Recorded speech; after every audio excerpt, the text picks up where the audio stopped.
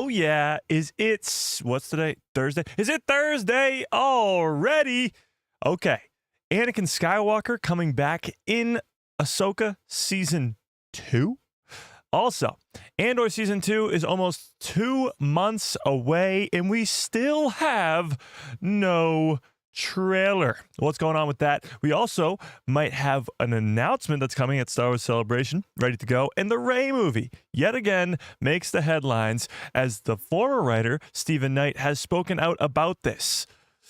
Okay, let's dive into all of it. Without further ado, what's up, everybody? How's everybody doing on this fine Thursday afternoon? What's up, chat? I know the live sign is still out. It is still under construction. We're still trying to figure it out behind the scenes over here. It's honestly not number one priority. However, it is still off for now. We'll hopefully get that fixed soon enough. But let's talk about the crazy news today that is Hayden Christensen and somebody else, leave it a mystery for now, are going to Star Wars Celebration. And this has ignited the Star Wars fandom into thinking that Hayden Christensen will not only be in Ahsoka Season 2, but other projects as well. And not only that, Stephen Knight, who made the Peaky Blinders show and is directing the Peaky Blinders movie, he was the writer for the Rey movie and has since been removed as the writer and replaced by George Nolfi, but he has spoken out about this Rey movie and what he thinks is going down behind the scenes. So we got a lot to get into and not a lot of time. So without further ado, let's say hi to everybody in the chat, shall we? All right. Rachel, what is up? Navarro, how we doing? Chris in the house. Melissa, how we doing? Kit Fisto, what is up? Jason, how we doing? Dom, what is up? Ian in the house. Justin, what is up? Adam, how we doing? Star Wars Order in the house. Justin, what is up? Again, different Justin. Darth Raccoonar, how we doing? 50 Thunder in the house. Brandon Baker, what is up? All right, you guys know the deal. If I missed you, just yell at me in the chat. Let's give everybody a nice little... Hello there. General Kenobi. Okay, so I think where we should start today, because we'll get to the Andor Season 2 stuff, they're teasing at the possibility of a trailer coming very soon, but still no trailer. We'll talk about the Rey movie stuff after, but I want to start with Hayden Christensen, because he's sort of in this weird place where Star Wars fans can never get enough. As a Star Wars fan, I want more Hayden, and I want it now.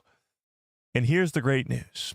Not only has Lucasfilm, Disney themselves just confirmed that he will be at Star Wars Celebration, but this has led fans to believe, and this has already been a theory, but it's more evidence to that.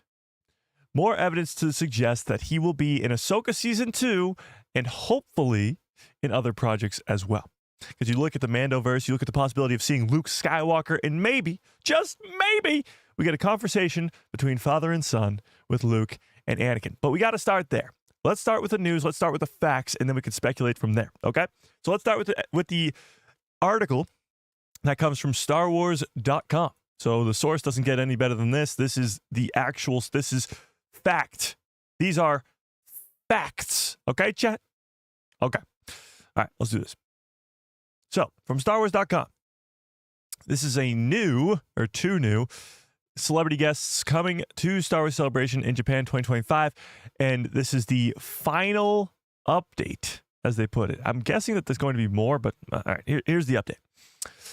A Jedi Knight turned Sith Lord and an ace pilot turned space mom, nice, are headed to Star Wars Celebration Japan in the final waves of autographed guests. The final wave. So does that mean there's nobody else coming? Or nobody else signing autographs? Like, here's the deal. Ewan McGregor is not on this list. Is he not going to be? Let's keep going. So, the two we are talking about today are Hayden Christensen and Vanessa Marshall. Now, give me a 1 into the chat if you know who Vanessa Marshall is.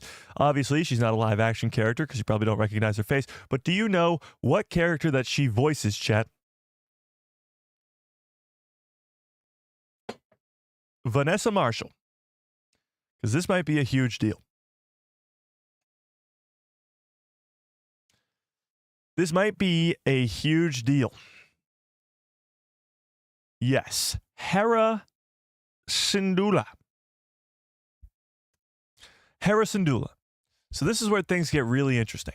We've talked about the next animated Star Wars project for some time now, and honestly, I think we could be getting it with Vanessa coming back, and this might be more evidence to suggest that the next project could be right in front of our stupid faces.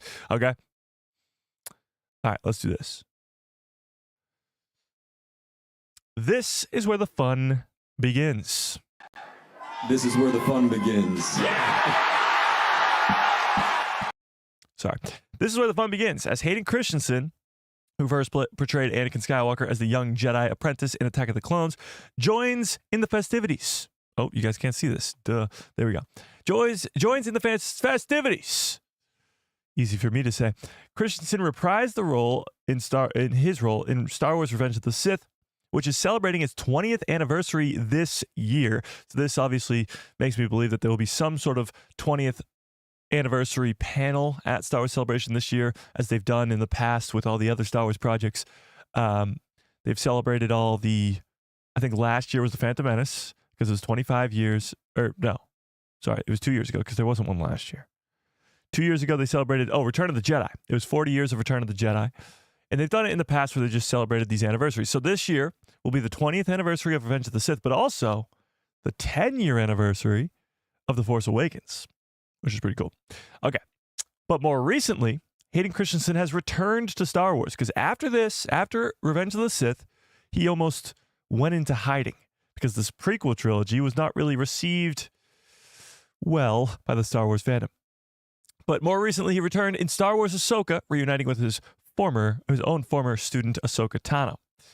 And from the celebrated cast of Star Wars Rebels, the voice of Rebel hero and Ghost Captain Hera Syndulla, Vanessa Marshall, will also attend.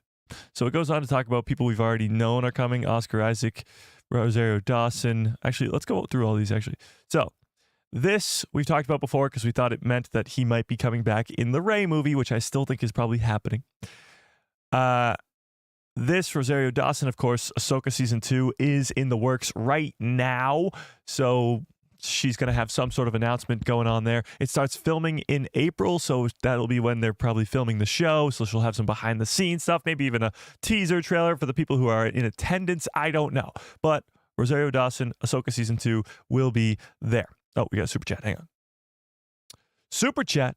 Darth Plagueis lives with a very generous $5 holla. I appreciate that, Darth Plagueis. I really, really do. Super Chats, memberships keep the lights on over here. Clearly, we are running low on Super Chats. We can't even turn the lights on over here, chat. I don't know what's going on. I guess we're running out of money or something, because the lights can't even turn on. We can't even turn on the lights. But I appreciate it, Darth Plagueis. I really, really do. With a very generous $5 holla. I appreciate it. It says, let's go more Hera. Hopefully.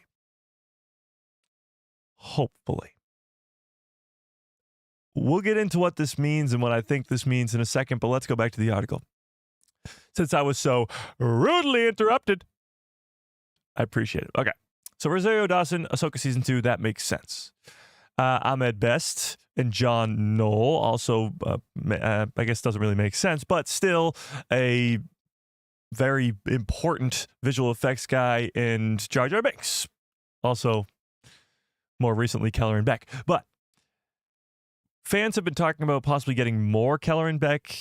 Ahmed Best being a very vocal leader in that argument of there should be a Keller and Beck show and stuff like that. But yeah.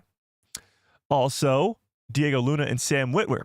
Now, Sam Witwer's pretty much been attached to most recent Star Wars projects, either as a voice of a side character or something like that. He has been involved a lot. And Diego Luna, because Andor Season 2 is 2 months away and premieres 2 days after Star Wars Celebrations weekend. So obviously Diego Luna will be there, and he'll play a very important role that weekend.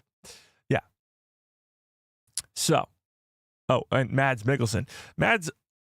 Mads plays Galen Erso in Rogue One. Now, many fans think that Andor Season 2, which we'll talk about later on in the stream, could have a bunch of familiar faces. We know for a fact that K2SO is coming back. We know for a fact that Orson Krennic is coming back. But could a character like Galen Erso, who is the head guy when it comes to the Death Star, be in season 2? What do we think, chat? Galen Erso, Andor season 2, yes or no? Tony, what's up? Yeah, it's April 18th to 20th. That's when Star Celebration is. And then 2 days later, on the 22nd of April, is Andor season 2. What if Keller and Beck shows up in the Mando movie? Honestly, it's not impossible. He'd have to have survived all that long, which is probably kind of difficult. But he is the one who saved Grogu, so he has a connection to that character if they wanted to bring him in. More Jar Jar. The weird thing is Jar Jar kind of just disappears. Like Jar Jar Binks, he's gone after Revenge of the Sith. You don't see him. And you never really get an explanation to what happened to him. There is, I believe, I don't know if it's canon or not, but there's an explanation of that he became like a performer on the streets on Naboo or something like that. You know? Yeah. Okay. But Mads Mikkelsen, what do we think? Possibility? Could we see our boy Galen Erso, the architect of the Death Star, the architect of destruction, in Andor season 2? It is canon? Okay. Okay. Then who doesn't want to see that? You met Mads at a local convention? Super cool guy. That's awesome. That is awesome, Lucas. That's pretty cool. Okay. And, oh, here we go. Here we go. As you can tell, today we have a little bit of a Acolyte Season 2 news as well, because the conversation must be kept alive. The Acolyte, of course, has been canceled for its second season. But this guy right here in the middle, Manny Jacinto, has said over and over again that he's made it his lifelong goal to get the second season of The Acolyte greenlit. And there's still a lot of fans out there that really love the show that want to see a second season. And there's some news to that today. I'll leave you on that. There's some news today. But the other two guys here are Daniel Logan, who plays Boba Fett, young Boba Fett, in the prequel trilogy, and Alan Alan, who voices K2SO. Again, we know that K2SO is going to be in Andor season 2, so this is not a surprise. Andor season 2 premieres 2 days later. Okay. Anybody else? Oh, here we go. Anthony Daniels. Who does that guy play? Oh, Oh yeah, C-3PO. Tamara Morrison. I actually didn't know Tamara Morrison was already on this list. I'm gonna be completely honest with you. That is the Boba Fett, the current Boba Fett, not the young one.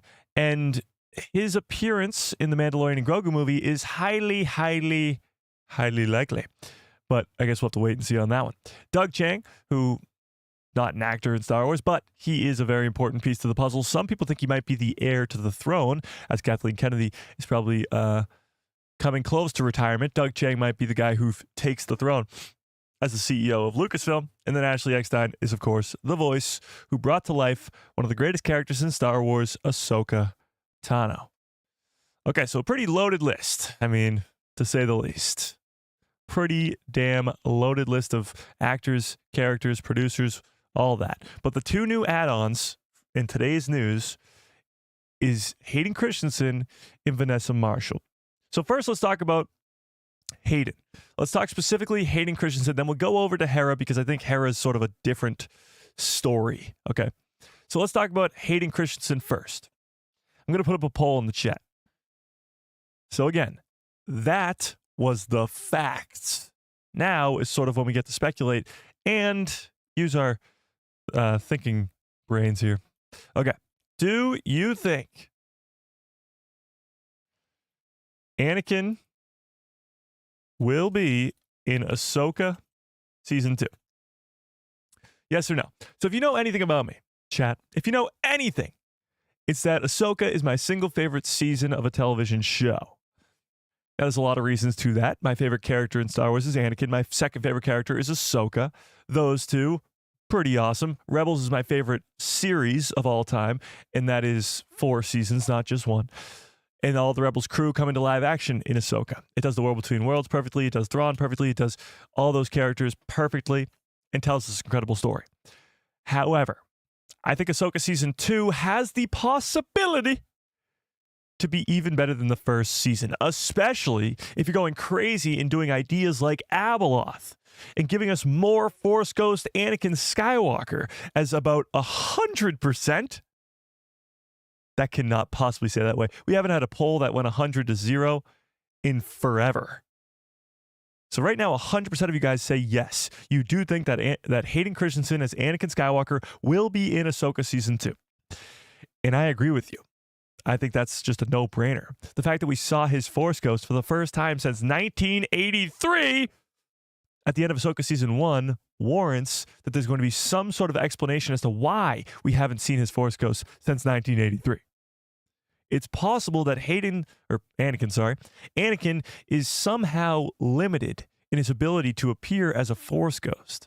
I don't know what it could be, but some explanation could be coming soon. Or not even that. Maybe he doesn't appear to Luke at any point in time in the sequel trilogy, after the original trilogy, at any point in time, because he's too busy doing something else. Something more important. Now, what is that more important thing? Well, if Ahsoka Season 2 is going down the route of Abeloth and really telling that crazy story of one of the most powerful beings in Legends, then Ahsoka and Anakin, but Ahsoka as well, have their work cut out for them. If Baylan Skoll is truly standing on the Mortis God statues looking out into the distance at a shimmering light on a mountain, and that shimmering light on the mountain is Abeloth in a prison created by the Mortis gods, then shit's gonna get real quick. Because not only do you have to explain that to the normie fans, because if you haven't seen the Mortis arc in the Clone Wars, you're gonna be lost. And even if you have seen the Mortis arc in the Clone Wars, you won't know who Abeloth is. You won't know the story of that. You won't know any of it. So a lot of explanation needs to be had in Ahsoka Season 2. But you also have to set up this character of Abeloth in a way where it's known immediately that she's one of the most powerful beings we've ever seen. Actually, the most powerful being we've ever seen on screen. Because she will be. She's far more powerful than Palpatine. And Palpatine was probably the most powerful person we've seen. I mean, maybe Anakin, but he didn't get full potential, you know? So, with that being said, she will be the most powerful being we've ever seen. On screen, not in Legends. But to convey that is going to be very, very difficult. And one of the biggest ways you can do it is by Ahsoka and Anakin having to stay on Peridia. And that is their main focus forever, or at least until something happens. The reason that we've never seen Anakin Skywalker's Force Ghost ever again after Return of the Jedi is because he is doing something more important somewhere else. It's a big question that needs explaining, and honestly, I think it could work. Tell me in the chat, do you think this is a good plan? Because since 1983, since we last saw Anakin Skywalker show up as the Force Ghost to Luke Skywalker on Andor when they celebrated with the Ewoks, we've never seen him again. We've had plenty of opportunities to. We saw Force Ghost Yoda in The Last Jedi. We heard Anakin's voice when he told Rey to rise. That's it. We heard Obi-Wan's voice telling Rey to rise, but also we heard his voice in the Force Awakens. Rey, these are your first steps. But we haven't. The whole question behind Force Ghosts needs to be explained. There's so much mystery about it. What is the training that makes you have the ability to become a Force Ghost? And what is the ability to become a Force Ghost? Like, why doesn't Obi-Wan's Force Ghost or Anakin's Force Ghost or even Yoda's Force Ghost show up to Luke sooner? Warn him about Ben Solo and warn him about Snoke and warn him about Palpatine.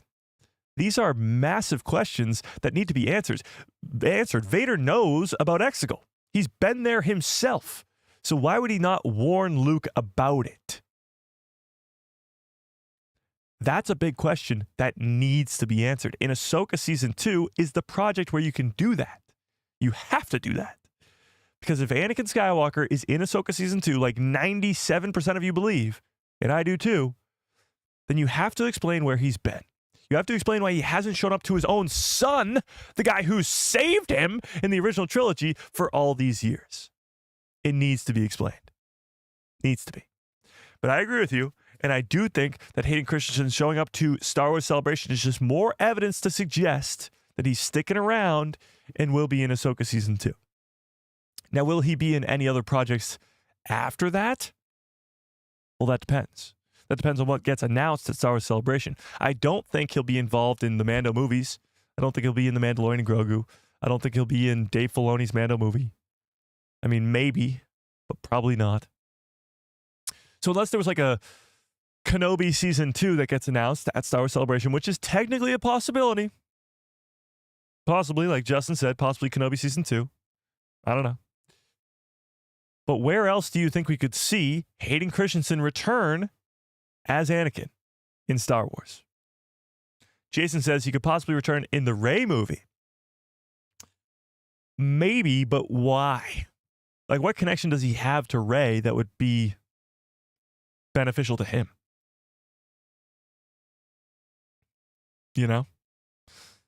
Jason also says Anakin is the father. Yeah, so it seems as though Anakin has taken up the mantle of the father in his afterlife. Now, that's not really confirmed, but a lot of fans do think that. And I agree. I think so too. Yeah. For sure. Yeah. Mike, without the live sign on, it makes me sad to watch while watching live streams. Well, I don't know what to tell you. I mean, we need more super chats. We need more money coming in so we can turn on the lights. I don't know what to tell you. No, we'll get it fixed hopefully soon. I might have to order a new one, honestly, which would stink. But yeah, we'll figure it out. That live sign hasn't always been there. It really hasn't. Since we started doing live streams on this channel, it's a fairly new thing, I think. Yeah. Robert says, which is why how you become a Force Ghost and the rules around it are kept vague on purpose, seemingly. I agree with you that they almost need to keep some stuff a secret. Yeah. They need to keep how the world between worlds works a secret. They need to keep Yoda's species a secret. But Force Ghosts needs some sort of explanation. And we just brought up a possible Kenobi Season 2. I've talked about time and time again how I don't think there's enough story for for Kenobi Season 2. They gave us the rematch of the century in the first season, and it was awesome. And it left us with Obi-Wan going to learn from Qui-Gon how to become a Force Ghost, so it explains the original trilogy. And it left us in a perfect spot. Now, we don't technically need a Kenobi Season 2. Technically, I guess we didn't really need a Kenobi Season 1, but even still, Kenobi Season 1 did answer a lot of questions about the original trilogy and the sequel trilogy. For instance, why does Leia name her kid Ben when she has no connection to Ben Kenobi, at least before the Kenobi series aired? Well, there you have it, the Kenobi show. What was Vader talking about when last we met? I was but the learner, now I'm the master. Well, the last they met, Vader got beat. All this sort of lines from the original trilogy, or the sequel trilogy, I guess, too, that became more explained, I guess, through Kenobi Season 1. Now, Kenobi Season 2 doesn't really have much in terms of conflict, doesn't really have much in terms of a bad guy, because you can't just have Obi-Wan and Vader fight it out again. You can't keep doing that over and over again. It doesn't work. However, it could give us some sort of explanation to what is a Force Ghost. How does it work? How do you become a Force Ghost? And why didn't Obi-Wan and Anakin and Yoda appear to Luke sooner? When he was going through all this crazy stuff, why didn't they come help out? Yeah, needs to be explained. For sure. Matthew says, I want to visit the Inquisitorius planet again. It is pretty cool. You can go visit it. It's in Jedi Fallen Order. Survivor? Fallen Order? In one of the Jedi games, whenever you want. But yes, I agree with you. I want to go back there. Spend some time with the Inquisitors. For sure. Well, that could bring us to the animated project we'll be talking about in a second. Yeah. I need to see Jin and Andor survive at the end of Rogue One in some secret ending of Andor season 2.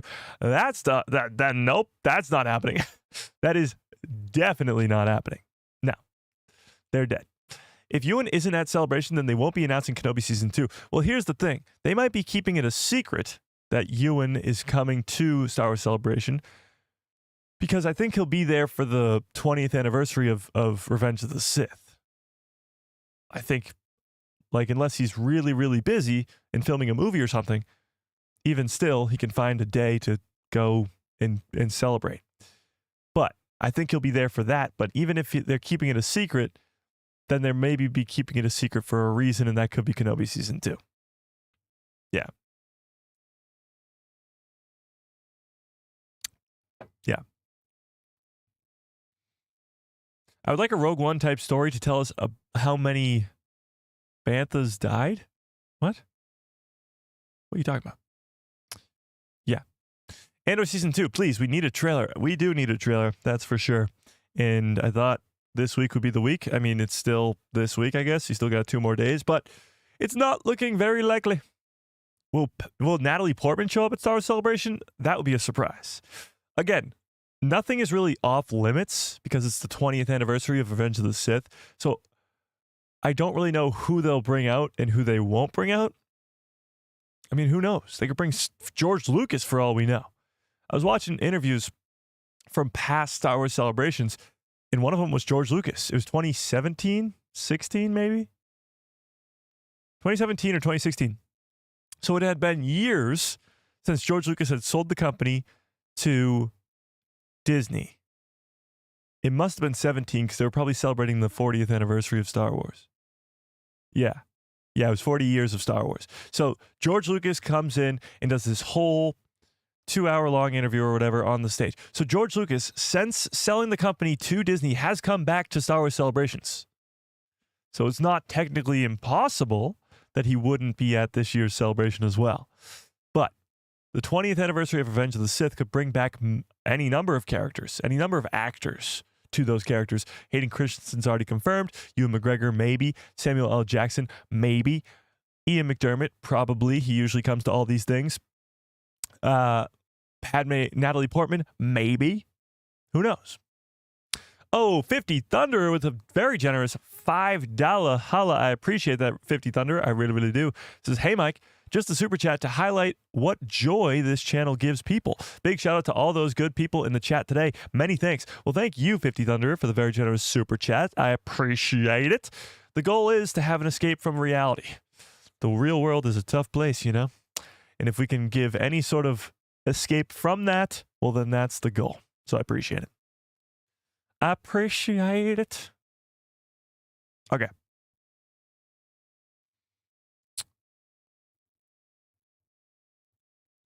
Oh, Skywalker Academy with a very generous $2 holla. I appreciate that as well. It says, Google, who are we Lucasfilm leadership Vader? What? Who are we Lucasfilm leadership Vader Faith? I don't know what that means. I guess I got to Google it now. Who are we Lucasfilm leadership Vader?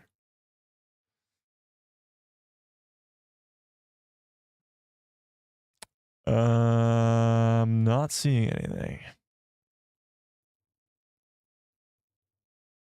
Okay. Strange, but I like it.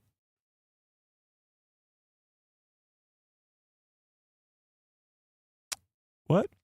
Oh, Vader, I find your lack of faith disturbing. I'm so lost. Okay. I appreciate the super chat. I really, really do. I don't know what that means, though. Sorry. Okay. Let's switch gears because we had 2 announcements. One, Hayden Christensen, but the other might be just as important, and that is Vanessa Marshall. Because, yes, she is, in fact, the voice of Hera Syndulla, and this might be teasing at the very next animated show that's going to be announced at Star Wars Celebration. Because we know there is no animated projects on the horizon for Star Wars, except for Vision Season 3. And there's going to be at least 1, if not 2, animated shows announced at Star Wars Celebration. Okay? So let's take a look at this. Screen Rant made this article that says I think I figured out what Star Wars' next TV show is after the latest Celebration announcement. So let's take a gander at this, shall we? With no new live-action or animated TV shows on the docket other than Andor Season 2 and Ahsoka Season 2, Star Wars has been playing their cards close to their chest. Though, one announcement for this year's upcoming Star Wars Celebration has convinced me that about what their next episodic endeavor will be focused on. Following the conclusion of Star Wars The Bad Batch in 2024, the franchise no longer has any ongoing animated series. Even in live action, we are only getting continuations of Andor and Ahsoka with season 2 respectively. So after Ahsoka Season 2, there's no more live-action projects. Currently, with the animated side of things, there is no projects. None. Zip. Nada.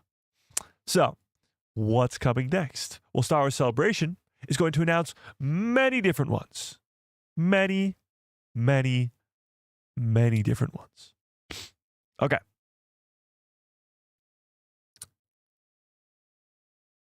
Hang on, Chad. What is this from? Oh, okay, never mind. Okay. This has left me and many other fans curious about what Lucasfilm has planned. But the recent announcement by Star Wars that Vanessa Marshall, the original voice actress for Hera Syndulla in Star Wars Rebels, will be attending Star Wars Celebration in April of this year. She has tapped into one of the biggest theories about the franchise's future TV slate. Big announcements are expected to be made at Star Wars Celebration, and I think that Vanessa Marshall's attendance could have everything to do with Star Wars' next live-action show. So let's talk about it. Hera Syndulla returning in animation. What does that mean? Now, before we get to what they think it's going to be, what they think the show is going to be about, let's talk about it, chat. What do you think this means? Star Wars Celebration, the return of Hera Syndulla in animation, not live action. No, that would be Mary Elizabeth Winstead. Animation. What do we think? And while you tell me in the chat, we got a super chat, $10. Holy crap, from the mind of Lucas. I appreciate that, Lucas. Says, not all Jedi that died are able to transform into Force ghosts. True. Usually the most powerful, Yoda, Qui-Gon, Obi-Wan, etc. And they can only appear when the recipient Force user is open and ready to see them. Yes and no. Yes, not all Jedi are able to transform. Usually it's the most powerful. Well, that doesn't... Yes, you have to be powerful with the Force to probably be able to do so. But it takes training and the knowledge of how to do it. No other Jedi ever in the 25,000 years of history for the Jedi Order has ever learned to become a Force ghost until Qui-Gon Jinn. So Qui-Gon was the first one. Then he teaches Yoda. Yoda teaches, or I guess he also teaches Obi-Wan. And Obi-Wan teaches Anakin very, very quickly before he dies. I'm guessing that Obi-Wan and Yoda or somebody taught Luke, and Luke taught Leia, and that's how those two are able to be Force ghosts. But it's not something that's easy to learn, at least from what we believe, and nobody else has ever done it before Qui-Gon Jinn. So yes. But your second half is very spot on.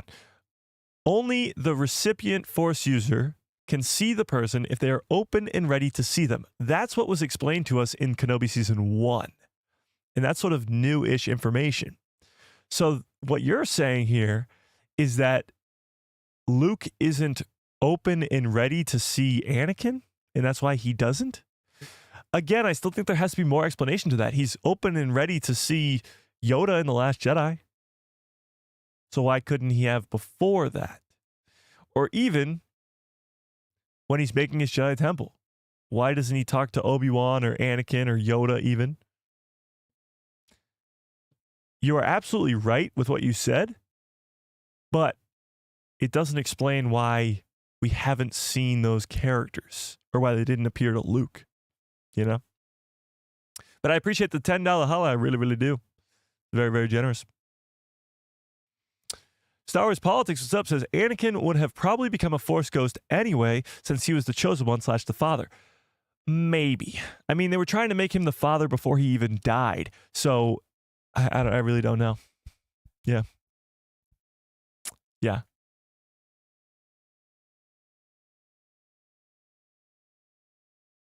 Yeah, I don't know. All right, but let's get back to Hera Syndulla.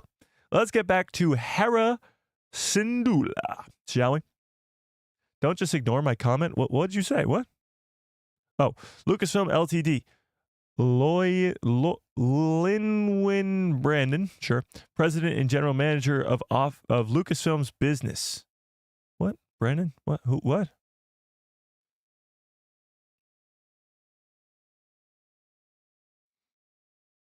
Hang on.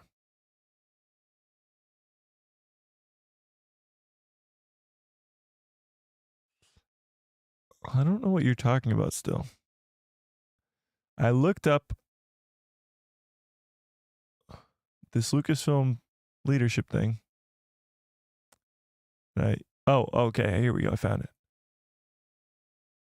I think I found it. Yeah, president and general manager of Lucasfilm business. What about her? Linwin? Win? I don't know how to pronounce her name, but yes.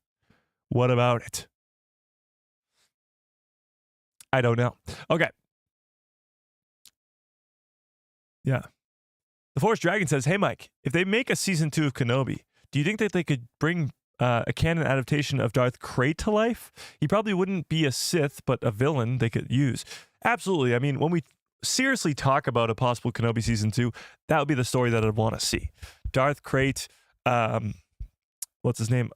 Asherad Het, I believe. Yeah, that'll be awesome to see. I just don't know if they'll go down that route. You know, I don't know.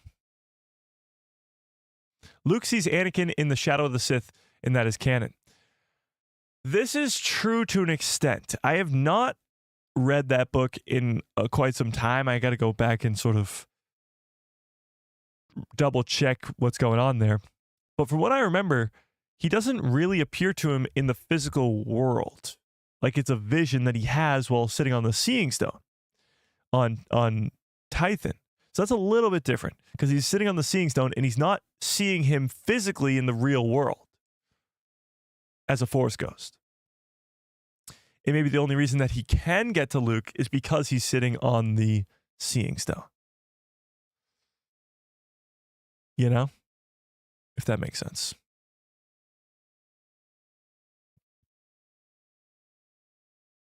Yeah.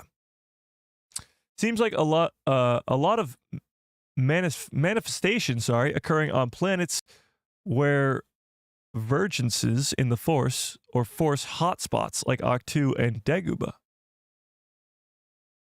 Interesting. So you're saying that Force ghosts can only appear because of the location that these characters are at? Well, is Andor a very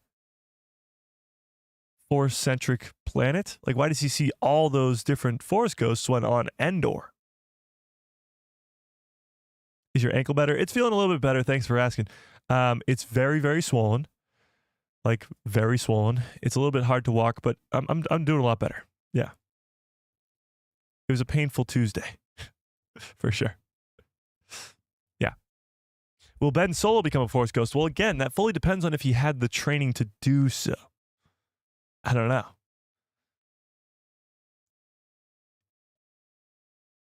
Yeah. Don't know if you're there, but hi, Samantha. Anyway, she is not here today, but I will relay the message. Yeah. What's wrong with my ankle? Oh, I sprained it pretty bad.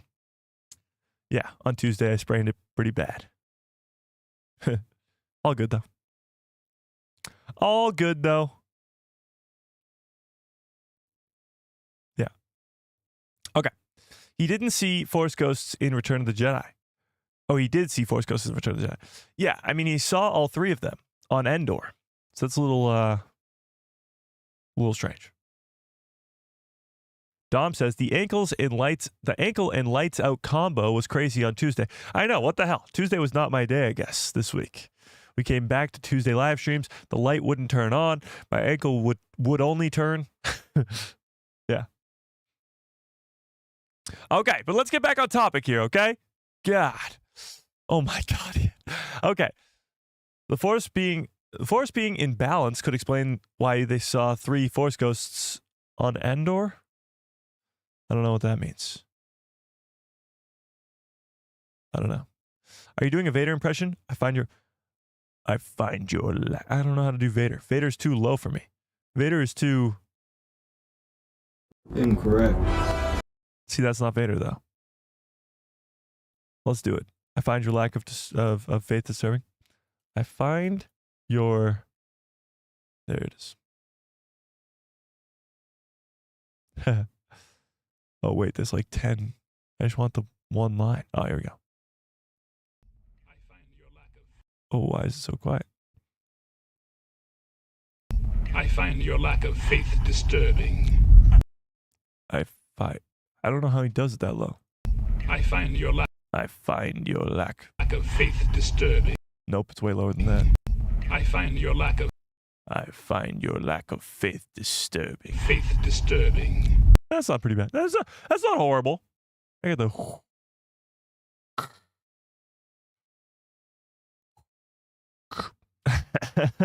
Okay. But where was I? Okay. Andor is a very lush and green planet. That's true, but that doesn't mean it's very strong with the Force. Okay, let's get to this frickin' Harrison Dula of it all, shall we? So, Vanessa Marshall's coming back for Star Wars Celebration, and this is the theory. Where could she be showing up next? The next animated show. Let's talk it up. It's true that Star Wars Celebration and its guests are often just a, particular celebration of past Star Wars projects, like we talked about, anniversaries and all that fun stuff. But Vanessa Marshall's attendance at this year's event seems to align with other signs that the voice actress could be making a full return to the franchise as the voice of Harrison Dula. This isn't the first major event that Marshall has attended in the last year regarding Star Wars. She hosted the Lucasfilm Animation Showcase in 2024's D23, the Ultimate Disney Fan Event. If you guys remember this, give me a 1 into the chat, because we talked about this. We thought that there was going to be the next Star Wars animated project announced at this event, at D23. Do you guys remember that? We were like, oh my God, we're going to get the next animated show announced, maybe even a live action show announced, but we didn't get any of that. You guys remember that? D23 seems so long ago. It was in August, I think. But we thought because, yes, Vanessa Marshall was hosting it and that it was going to be all about Lucasfilm's animation, that we were going to get a new show announced. But that didn't happen. So instead, we just sort of celebrated the animated shows that we've gotten from Star Wars. It was at this event, though, that Marshall assured fans that there is so much more to come. I believe she tweeted this out or posted on Instagram or something about that.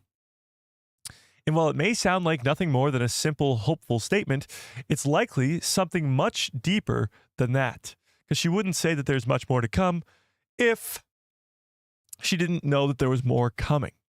Think about it.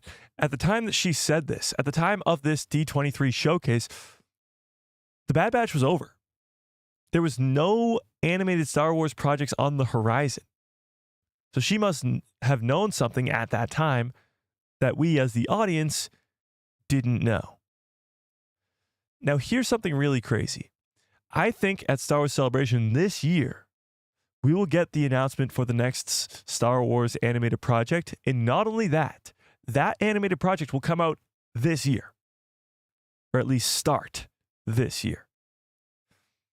Now, the reason is Andor Season 2 is the only project currently for 2025 other than Vision Season 3, which, again, is just a one dump of all the episodes.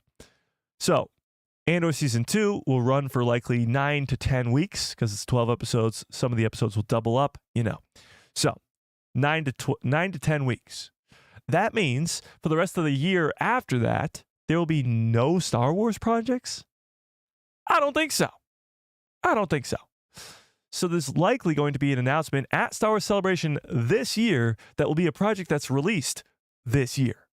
So I think one of these animated projects, maybe two, are already in development, and one might already be done by now. And that's what she knows about. So let's keep going. This follows the logical pattern set by Vanessa Marshall's most recent return to the role of Hera Syndulla. It was in The Bad Batch Season 1, all the way back in 2021, 4 years ago now.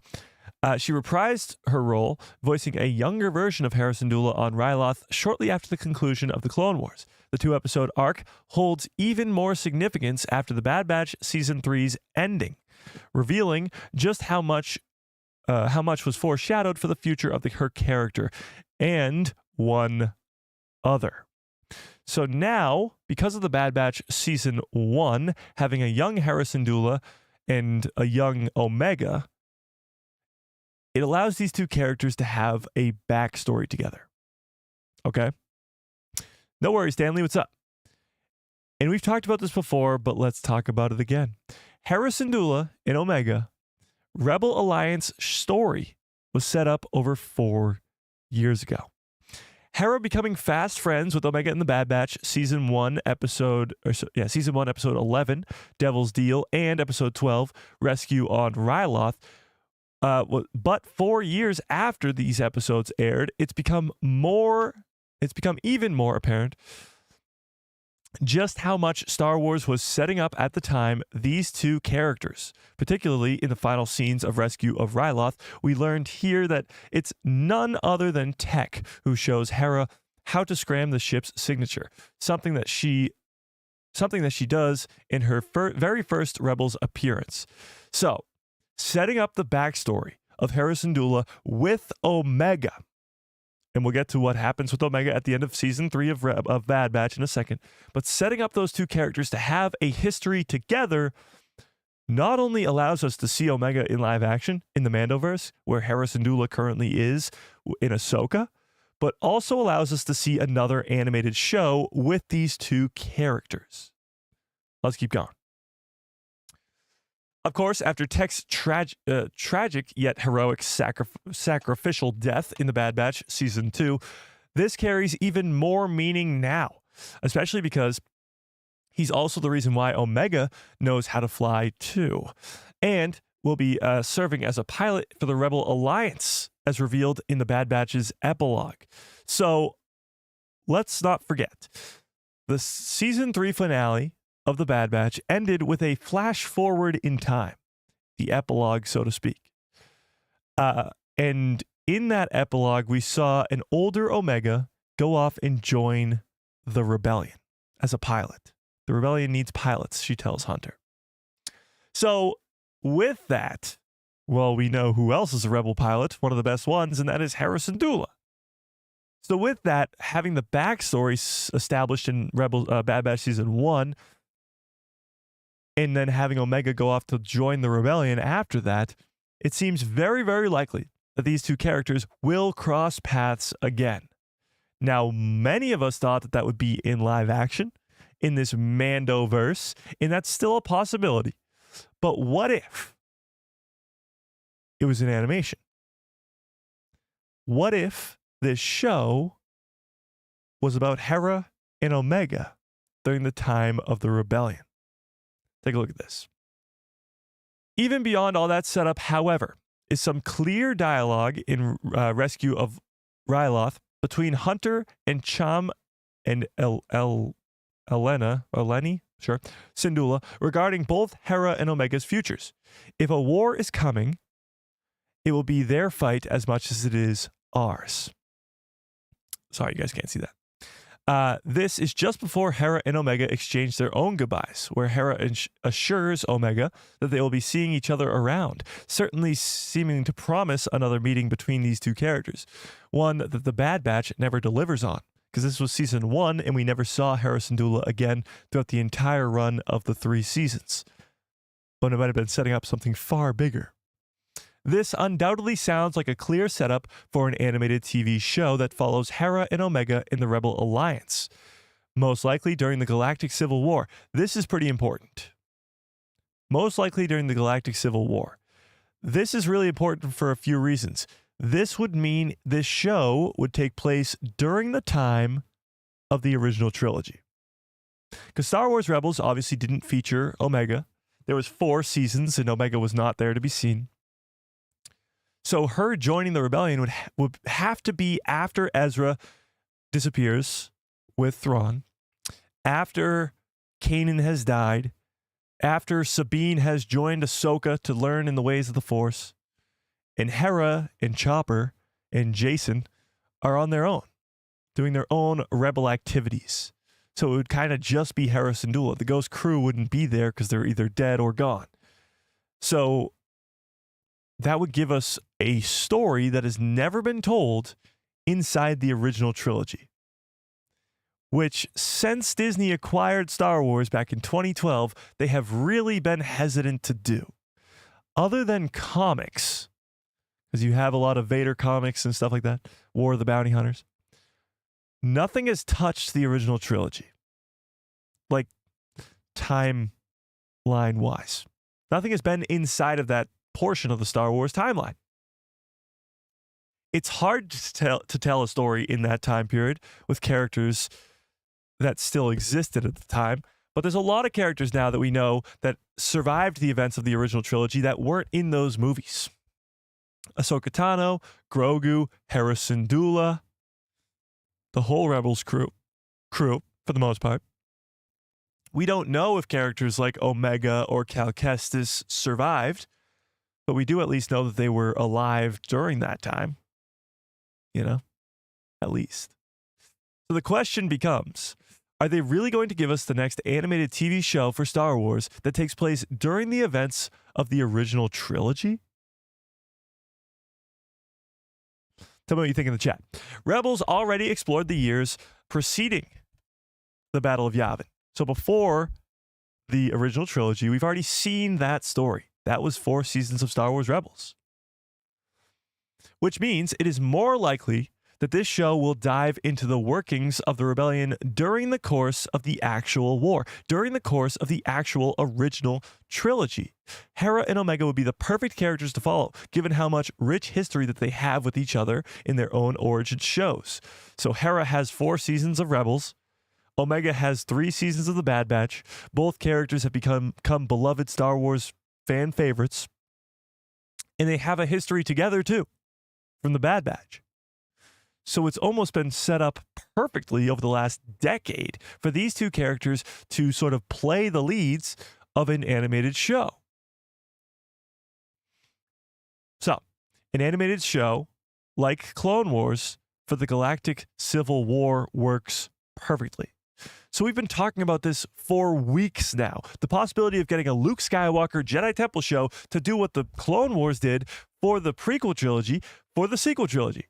A Luke Skywalker Jedi Temple show that explains Luke's fall to the dark side, Ben Solo's fall to the dark side, or not dark side, sorry, Luke Skywalker's fall to becoming a hermit on Ahch-To, Ben Solo's fall to the dark side, Snoke's rise to power, the First Order's rise to power, somehow Palpatine returns, the whole falling out between Han and Leia in the New Republic. All that stuff could be explained well in an animated show that would be like 5, 6, 7 seasons about Luke Skywalker's Jedi Temple and the galaxy at large. It would be like the Clone Wars for the sequel trilogy. But what this article is suggesting is that we give a Clone Wars-like animated show for the original trilogy, not the sequel trilogy, the original trilogy. Now, some fans argue that the prequel trilogy didn't need the Clone Wars to be good. And I agree. I think the prequel trilogy by itself is really good. Don't get me wrong, Revenge of the Sith is still my favorite Star Wars movie. But with 7 seasons of the Clone Wars, you get so much more time to spend with the characters of Anakin, Obi-Wan, Padme, Palpatine, Dooku, Grievous, and you get introduced to new characters like Ahsoka Tano. So the original trilogy, or the prequel trilogy, sorry, didn't need that show, but it definitely helps. Now, the same could be said about what we're talking about here. The original trilogy does not need any extended stories to help it. The original trilogy is perfect. However, is it possible that the original trilogy could be made even better with an animated show that takes place during the same time period? There's a little bit of a concern here because the original trilogy takes place over the span of like 3-ish years, and the prequel trilogy is a lot longer than that. So there's not much time to tell the story. But with that being said, tell me in the chat, do you think this is a good idea to have an animated show follow the characters during the events of the original trilogy, but not affect the original trilogy, obviously? It would be about the characters of Omega and Hera and other Rebels people, but it wouldn't involve Luke, Leia, Han. It wouldn't involve Palpatine and Vader. I mean, maybe it could, but it'd have to be like off screen for the original trilogy. It would be hard to toe the line to really weave in and out of what can and can't work. But that's the exact same thing they had to do with the Clone Wars. I said this before, but I'll say it again. Anakin can never meet General Grievous in the Clone Wars. Throughout 7 seasons, one of the main villains, General Grievous, can never meet one of the main heroes, Anakin Skywalker, because of one line in Revenge of the Sith where he says, "General Grievous, you're shorter than I expected." Because of that, they can't meet through 7 seasons. Although Obi-Wan and Ahsoka and others fight General Grievous time and time again, Anakin cannot. Even when they're on the same planet, on the same mission, they can't come into contact with each other. There's some episodes of the Clone Wars where Anakin is fighting Asajj Ventress in one room, and literally like 2 doors down, Obi-Wan or Ahsoka is fighting Grievous. But the two can't meet because of one line in Revenge of the Sith. So I think a lot of what this show would be trying to thread the needle, sort of, through the original trilogy storylines. Yeah. But let's keep reading. So, having a show like Star Wars The Clone Wars take place during the events of the Galactic Civil War, or the original trilogy, would be perfect for Star Wars. It would allow them the chance to create so many riveting stories within a beloved time period. So obviously, the original trilogy for many Star Wars fans is the best time period ever. I mean, from Rogue One to the end of Return of the Jedi is probably the smallest time period, but it's one of the best. It's the original trilogy. And to tell a Clone Wars-like story in that time period would maybe draw a lot of attention from fans. Well, let's keep reading. It would allow them the chance, I just read that, the same way that they did with the Clone Wars era, and could even enhance future stories further, most notably the ones set in the Mandoverse, but potentially even the sequel trilogy era stories as well. Giving more character development to characters like Hera Syndulla, Omega, maybe they even come into contact with characters like Cal Kestis and Merrin, Sabine, Ahsoka, Grogu, like characters who are in the Mandoverse but aren't in the original trilogy, could all appear in this show because these characters don't appear in the original trilogy either. Pretty wild. Okay.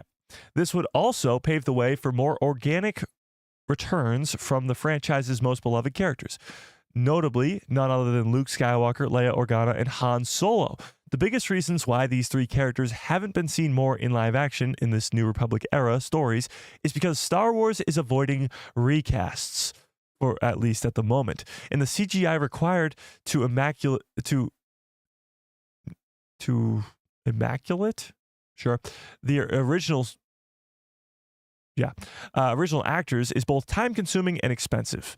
So the problem, and the reason we don't see Leia Organa in Ahsoka Season 1, is obviously it takes a lot of time to create Luke from the Book of Boba Fett. It does. So clearly they don't want to just waste money and spend all that time making... emulate. Why did I think it said immaculate? That's on me. Sorry, my fault. They don't want to spend all that time and money on creating CGI versions of these characters. But in animation, you can get any voice actor, or not any voice actor, you know what I mean. You can get the right voice actor that isn't Mark Hamill, Harrison Ford, and of course Carrie Fisher, who sadly passed away. You don't have to get them back to voice the characters. You can get a voice actor to do so, just like they did with the prequel characters. And animating the character is a lot less expensive. So even in the stories about Hera and Omega, there can be single episodes about Leia or Luke or Han, or maybe all three, where they can just make a short cameo appearance for one episode or something like that. Much like Leia does in Star Wars Rebels. In the one episode where this one right here, actually. When Leia appears in Star Wars Rebels like that. That would be pretty damn cool. Even Vader. Yeah.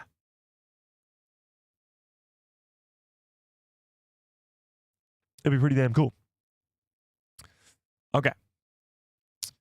Animation, on the other hand, is a completely different story. It would be much easier to recast via animation for these original trio, which was the case for Anakin Skywalker, Obi-Wan Kenobi, and many others iconic characters from the Clone Wars. They just all got new voice actors by having voice actors come in to play the roles. This has already been the case for Leia in Star Wars Rebels, as the Princess of Alderaan had a brief appearance in an episode of the animated TV show. The Galactic Civil War era is such a rich storytelling period for Star Wars, and with well-known and regarded characters like Hera and Omega leading the charge, the TV show in the Clone Wars style during this era would be a massive hit, and above all else, an incredible story. I sincerely hope this is the case for the future of Star Wars animation, although I'm sure whatever they choose to pursue will be just as fantastic as all the rest. This is pretty spot on. I mean, we don't know what the next Star Wars animated show is going to be. However, what we do know is that it's going to be awesome, because animation from Star Wars has been incredible. 4 seasons of Rebels, 3 seasons of Bad Batch, 7 seasons of Clone Wars. Even the Tales of the Jedi stuff is really, really good. And Tales of the Empire, the Tales of the Blank stuff. So whatever they do, it's going to be awesome. But this brings in a very important piece to the conversation, because we've talked about this before, time and time again. What should be the next animated show? We've talked about a Luke Skywalker Jedi Temple show. We've talked about a Hidden Path show with Asajj Ventress, Quinlan Vos, etc. We've talked about a Clone Rebellion show. Could tell the story of Commander Cody. Could tell the story of Captain Rex and Echo post Bad Batch. But now we have a new competitor in this field. A new challenger has entered the Gladiators arena. And that is an original trilogy animated show about Omega and Hera as rebel pilots, or generals, I guess. What do we think, chat? Is this a good idea? Would this be a show you'd want to watch? Hera Syndulla, one of the main characters from Star Wars Rebels. Omega, arguably the main character from the Bad Batch, join forces in an original trilogy animated show. It could go for 3 seasons, could go for 4, could go for 5, could give us appearances from Vader, Palpatine, Luke, Leia, Han, just brief ones in animation, and could tell the story of many other characters that appear in the Mandoverse, like Ahsoka, Grogu, not yet, but Cal Kestis, and what their stories are in between that time period, because they're not in the original trilogy, yet they exist before and after the original trilogy. So what do we think? Let's put up a poll in the chat, shall we? Let's put up a poll.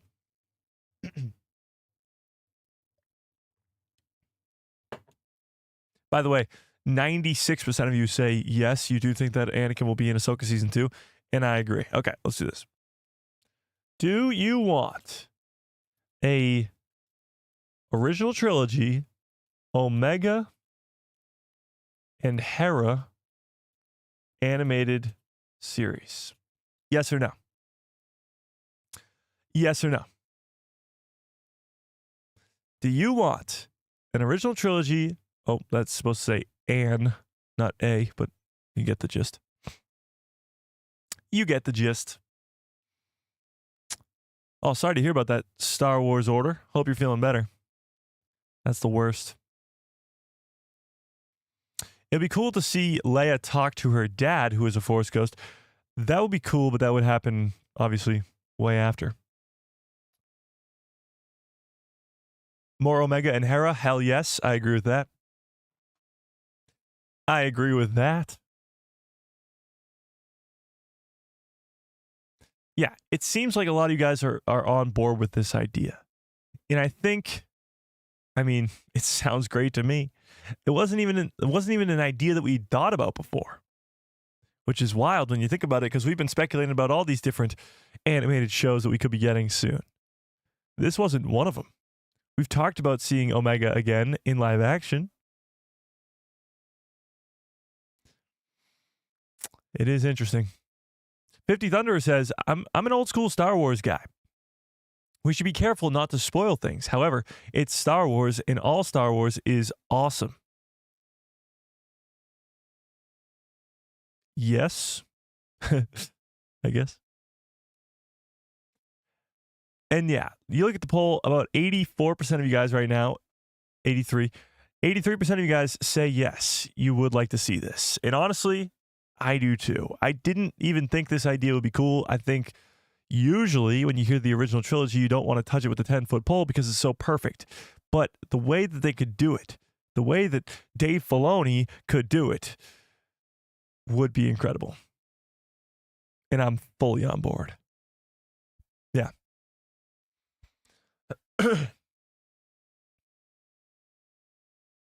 Yeah. I'll go for more war in Star Wars. Well, there you have it. You'd get more in this show, hopefully. You would get more in the show. Okay. So that's sort of the news on the animation side of Star Wars, and it's pretty exciting if I do say so myself. But let's talk about this Rey movie news, okay? So the big headlines for the last couple of days has been Stephen Knight talking out about the Rey movie, speaking up about what sort of went down. So let's talk about it. Let's talk about it. So this was the first person, I believe, who was on the case here. So let's read this. Peaky Blinders Stephen Knight, lawlessness always catches one's eye as a writer. So let's talk about this. So this is like an interview just where he's talking about stuff, and he mentions Star Wars because he was, of course, one of the writers who's on the Rey movie. Where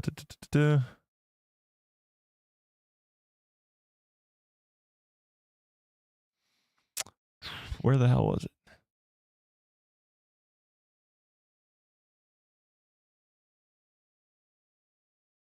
Blah, blah, blah, blah, blah, blah, blah, blah, blah, blah, blah, blah.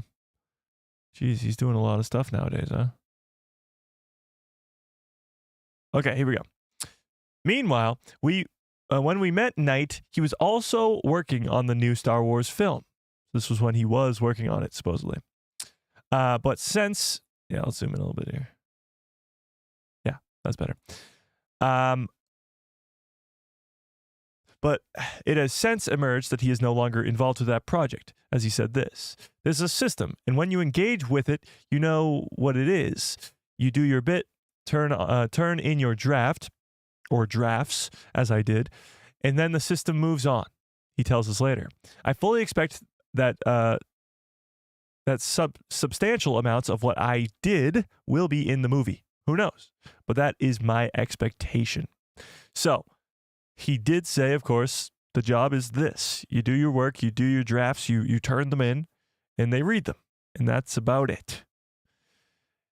But he does believe that the drafts that he created, the ideas for this movie that he made, will be in the movie itself. And this brings up a good point that we talked about the other day, and that is that Stephen Knight maybe wasn't asked to leave the project, but had prior commitments. I think they brought on Stephen Knight and had him on the project for so long because he was going to be the guy, and they wanted him to be the guy. The only problem is he had prior commitments, the Peaky Blinders movie and other projects that clearly they're talking about in this article here too. So I think they found a better option, or at least what they found to be a better option, and that was George Nolfi. And what they're going to do is take the ideas that Stephen Knight created, the drafts that he composed, and turn that into a full-fledged script. So what George Nolfi's creating right now is probably taking ideas from Stephen Knight's script and sort of transferring it into one full story. But let's read this article because I got another article pulled up where we're actually talking about it. Okay. So, the new Jedi Order film. Stephen Knight believes much of his work will be kept in by George Nolfi. Stephen Knight, out promoting his new series, Thousand Blows, spoke with Liam Kelly at The Telegraph, which we just looked at here, about his role in writing the new Jedi Order film and what he expects to see of his contribution to Star Wars. Knight, whose career has already been a firm upward trajectory by the time he created Peaky Blinders, continued to operate a packed schedule with the release of Maria in January, A Thousand Blows this month, and the Peaky Blinders in post-production. So talk about a busy guy. Not really much time to write a fully fledged Star Wars movie. And the Rey movie at that. The Rey movie, we've talked about it before, but it has probably the most riding on it. It's a continuation of the sequel trilogy, which fans have very strong opinions about, and it has to continue the Star Wars timeline beyond the Skywalker saga. So for a guy who's this busy, they probably thought best to just move along.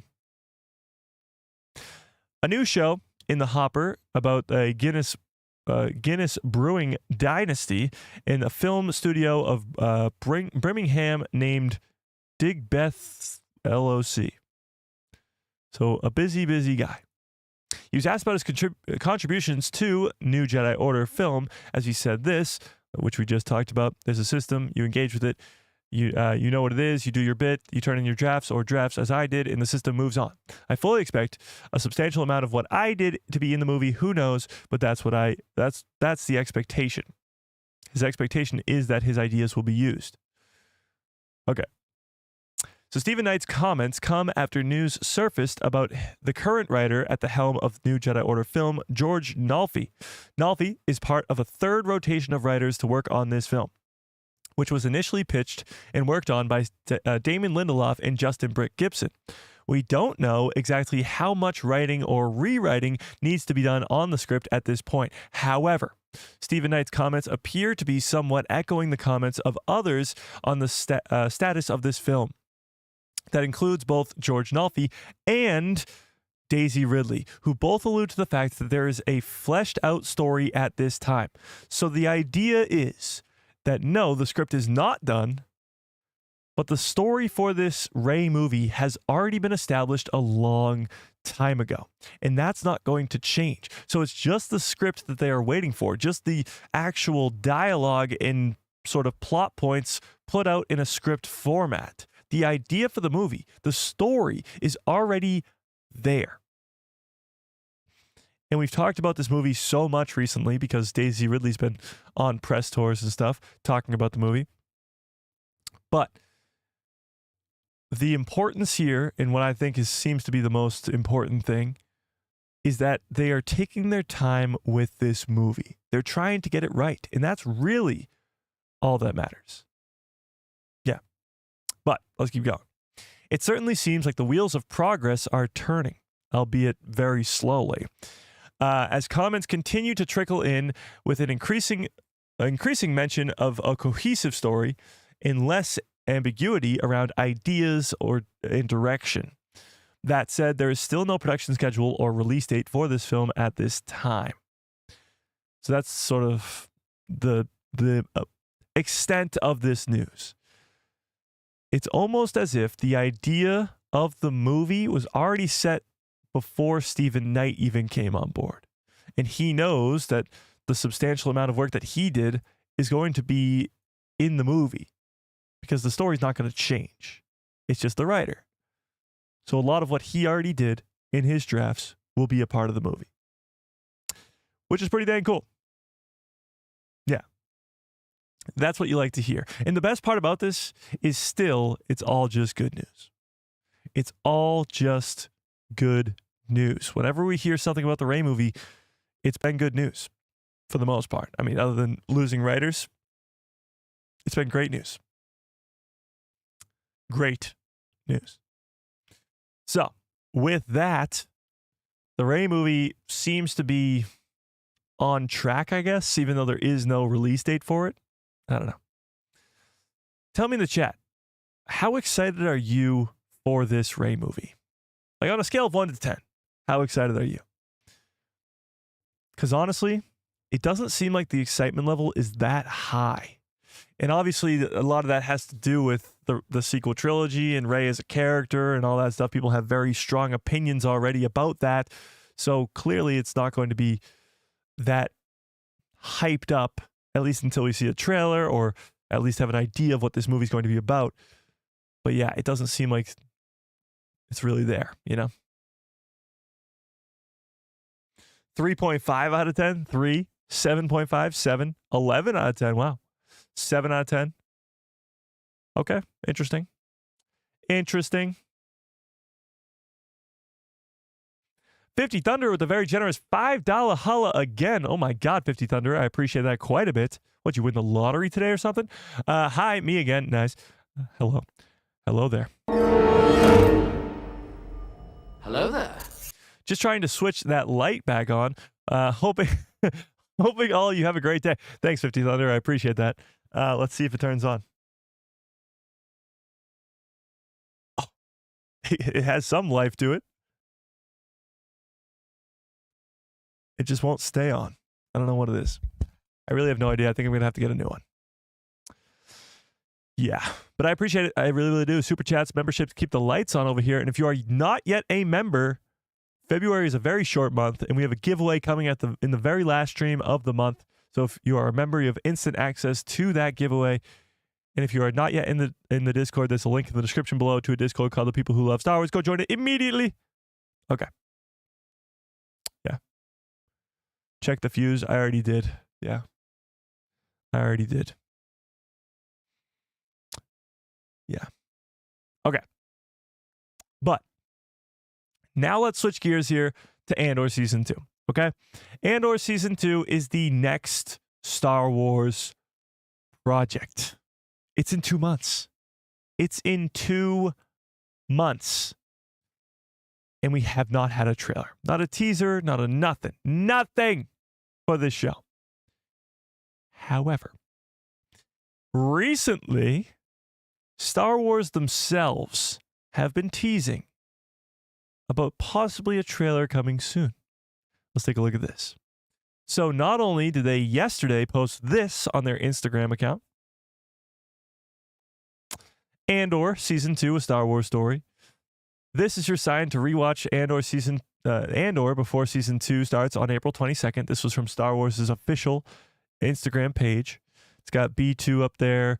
It's got the Rebellion signet down there. This is an Andor shirt. Yeah, that's about it. Not only this, but they also changed the bio on their TikTok account to never more than 12.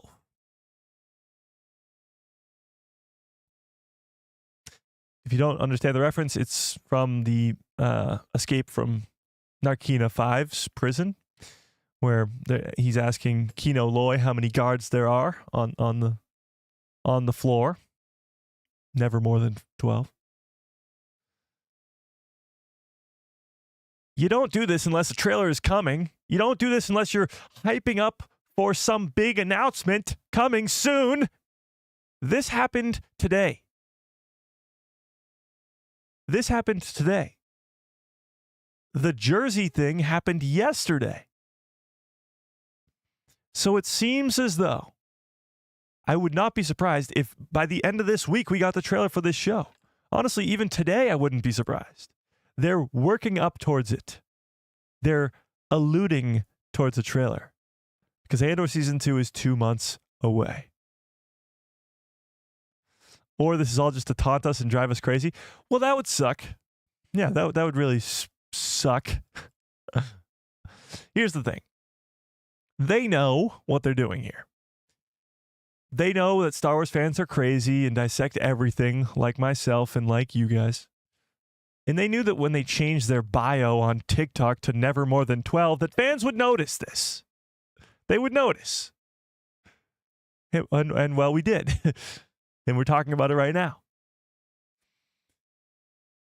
But I think this is sort of them leading up to a trailer. Getting the excitement to grow amongst hardcore fans who are looking for these tiny little details so that when the trailer drops, we're ready for it. Honestly, I've been ready for a long, long time there. But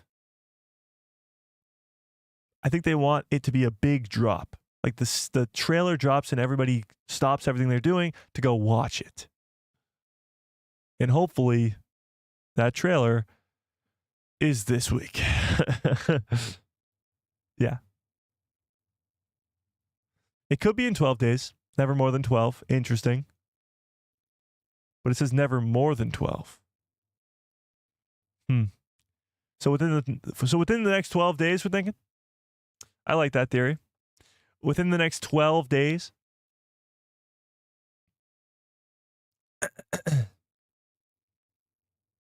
12 hours could be. When did this happen? Do we know? This post is from noon today. So could it be today?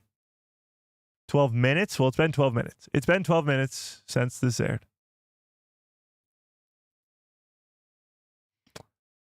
Never more than 12 days before its release. Oh my. It has to be tomorrow? I mean, it could be 12 hours, it could be 12 days. Never more than 12 days. I don't know. They're clearly messing with us and trying to allude to something. Just don't know what it is. My guess is March 1st. Well, when would that be? That would be 9 days from now? Something like that? 8 days?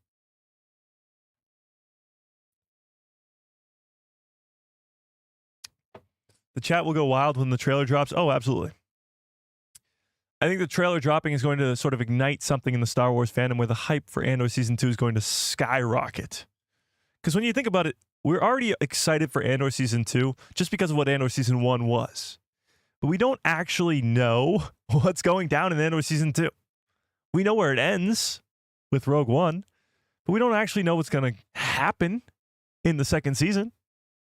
We have no idea. So the trailer is going to give us our first look to what the second season is actually going to look like. And that's what's really exciting. If it's 12 hours, I called it first. Well, there you go, Star Wars order. If it's 12 hours, it's all you. All right, when do you guys actually think, realistically, the trailer for Andor is going to release? We need to have a live watch party when the trailer drops. We can do something like that. Sometimes Lucasfilm is very, very nice, and they release a trailer on a day that we have a live stream. So we can just react to it on our live streams. So Lucasfilm, if you're watching, Saturday would be fantastic. Saturday would be fantastic. Or right now. Right now would be great too. If we could just watch it before the stream ends, that'd be great. Yeah. That'd be fantastic. Yesterday, that's a bad guess. 12 weeks. We are under 9 weeks now. Yes, we can't be 12 weeks. 12 hours, okay. Friday or Saturday. Interesting. March. When in March? When in March? You said it changed at noon. In what time zone? I'm from Europe. Well, no, I said this post was from noon. So the people who caught it, they posted this at noon. So I don't know when they changed it. And that would be noon Eastern Standard Time in the United States. So, I don't know when it changed. I really don't. Let's go take a look, actually. Let's go take a look at TikTok, shall we?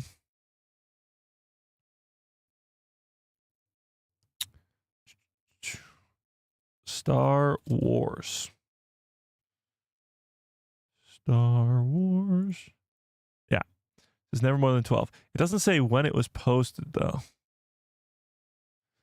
Interestingly enough, when you look at their TikTok account, it says never more than 12 there. Their top pinned. Everything you've been through, everything that was taken away from you before you even started. What happened there was not your responsibility. You were a child. How? To steal from the Empire? To just walk in like you belong? They can't imagine that someone like me would ever get inside their house. So this is just a video to sort of get people hyped up for season 1. This was released December 16th of last year. So over 2 months ago.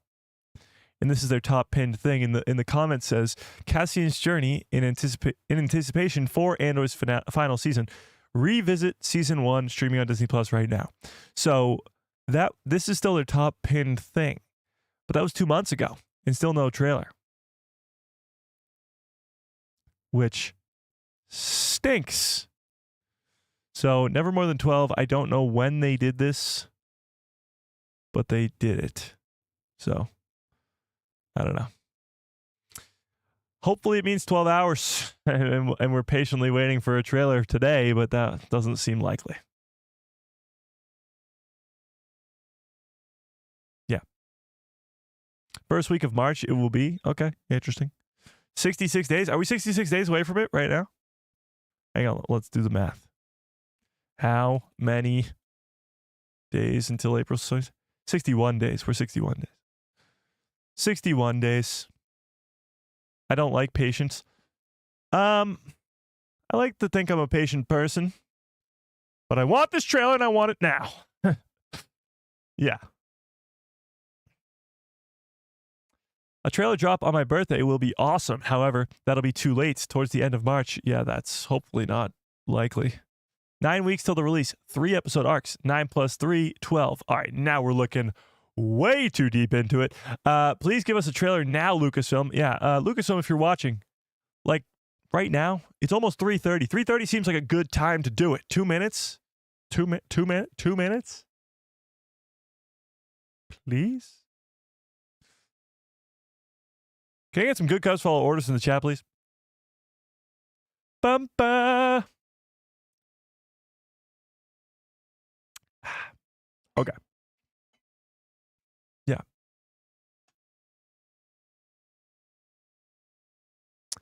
Yeah. Break out our tinfoil hats. I'm on it, Jane. I'm on it. Okay. Well, let's talk about Andor Season 2 a little bit. I found this article from Game Rant, and I don't know if I agree with it, but it was just released, and I want to see what you guys think about this. So let's take a gander. Shall we?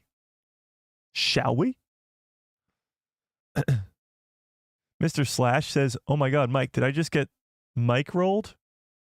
What? Mike, what was that face? It looked like you were peeing yourself. I don't know. I don't recall the face I made. I don't recall the face. I didn't know that was a face you could make. All right, but sorry, I had to stretch a little bit there. Let's take a look at this. Star Wars TV future might be riding on Andor Season 2. So let's take a look at this. When Season 1 of the Star Wars spin-off series Andor was released to Disney Plus back in 2022, it was hailed as a breath of fresh air for the franchise that had struggled to recapture some of its early magic. Okay, already I disagree with this article. People forget time and time again that this show was crapped on when it was released. Like, absolutely crapped on, calling it Andor, complaining about every little thing. There's not enough aliens. There's too many bricks in it. Like, all this stuff. It was just complaint central. And that's always what Star Wars has been with every release, except for Skeleton Crew, interestingly enough. But with every release from Ahsoka to The Mandalorian to Andor to Kenobi to Book of Boba Fett to The Acolyte, all of them are met with that same sort of reception from the Star Wars fandom. You have fans who really, really love it. You have fans who really, really don't like it. And then you have fans who just shout nonsense for no reason. And that's sort of what happened with Andor. Nothing different. Pretty much the same. And that's why I already disagree with this article. But let's keep going. The sequel trilogy, while earning solid reviews, was divisive amongst the fandom. The streamers, other serializations offerings were a bit of a mixed bag. The shows like The Book of Boba Fett and Kenobi's garnered with mixed reviews from the viewers. Andor brought a much-needed look at the Star Wars universe from a ground level, offering a different perspective on the Resistance on a more intimate human scale. So, I agree with that. I do. Yeah. Fast forward 3 years. And anticipation is high for Andor's second season, which will premiere on April 22nd, 2025. Still no trailer. In the intervening years, Disney's Star Wars TV slate has suffered a couple more setbacks. The lukewarm reception to The Mandalorian Season 3 and the perceived failure of 2024's The Acolyte due in part to an anti-woke backlash campaign, but even puts more pressure on Andor's return. Depends on how the second season fares with critics and fans. It has a potential to make or break Disney's continued investment in Star Wars spin-offs. Now, I agree with this to an extent. There is no denying that the last two Star Wars projects, The Acolyte and Skeleton Crew, are two of the least viewed Star Wars projects that they've had on Disney+. Skeleton Crew being the least. So if Andor Season 2 has similar numbers to the first season, which are extremely low, then it's not going to be good news for Star Wars fans, because Disney Plus is going to look at this from a business perspective and see that the Disney Plus shows, the 3 last live-action Disney Plus shows, have met some of the lowest viewer numbers that they've ever seen. And that's a problem. Especially when you have a character like Din Djarin and Grogu, The Mandalorian, their biggest show, going to the movie theaters. Because now he's not going to be on Disney Plus to draw those numbers. So that's a big issue. And they're not wrong here. A lot is sort of riding on Andor Season 2. Yeah. Andor will benefit from Daredevil's success. Hopefully. Hopefully. I don't know if the two sort of overlap as much as you'd think, but maybe. Okay. Why Disney Plus Star Wars series are in a tough spot. Let's talk about it. It should be said right away that Star Wars remains a very lucrative property for Disney and is unlikely that they are going to stop making any new content for the franchise anytime soon.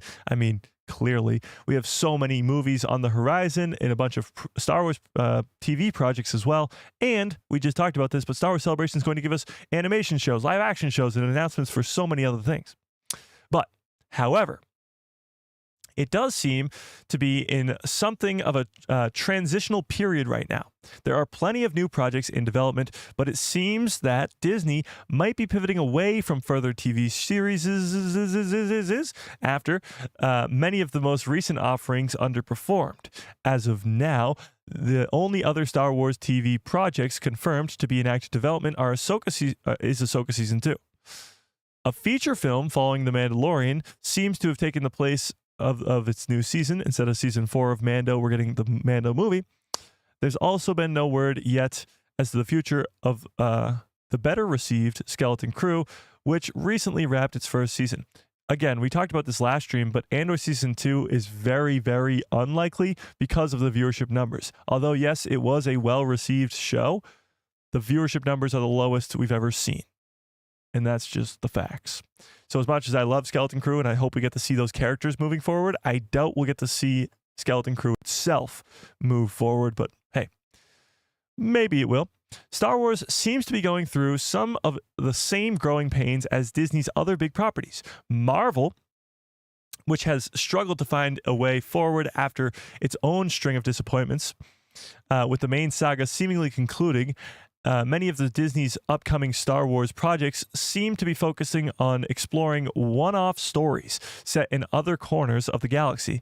But it seems that, much like with Marvel's recent struggles, some fatigue is setting in amongst fans. Now, I think Marvel and Star Wars, although their issues are sort of similar, they're different in many different ways.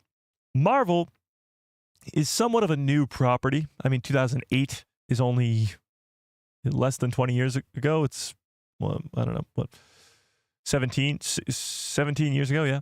So 17 years is, I guess, a long time, but when you look at it as opposed to 48 years, it's nothing. So, yes, Marvel went on a spectacular run. I was actually talking about this yesterday with one of my friends, but Marvel goes on this spectacular run from 2008 to 2019, from Iron Man 1 to Endgame. Incredible. Every movie is must-see, and they don't have any shows. Same could be said about Star Wars. I mean, every movie was must-see, and then they made shows. Now, the shows started really, really well. The Mandalorian was a massive success.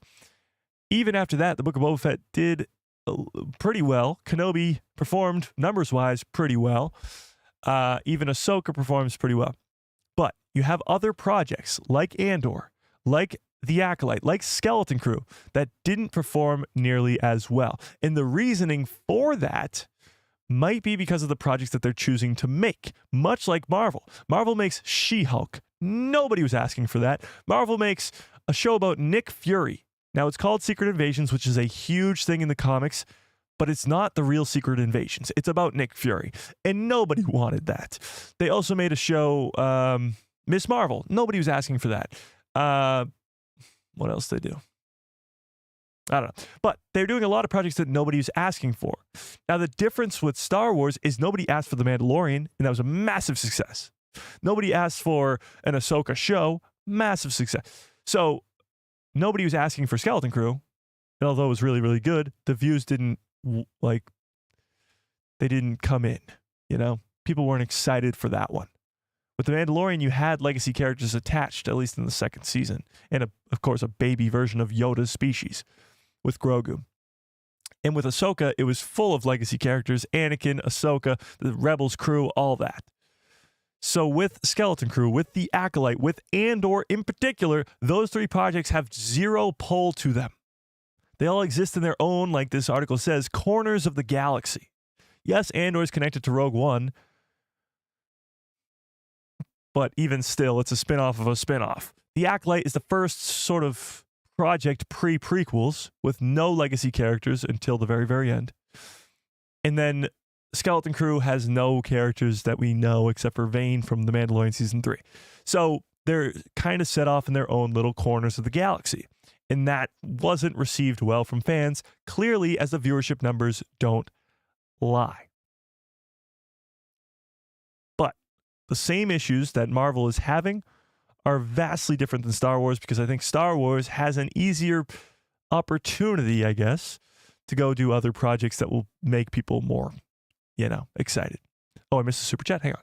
I missed the super chat. One sec. Oh, 50 Thunder with a very generous $5 holla. I appreciate that quite a bit. Says, love in the chat, Mike. Please, an impression of Han Solo running down the Death Star corridor being chased by stormtroopers in A New Hope. Okay. Han Solo running from stormtroopers. Let's see it. It's them. Blast them. Get back to the ship! Certainly has courage.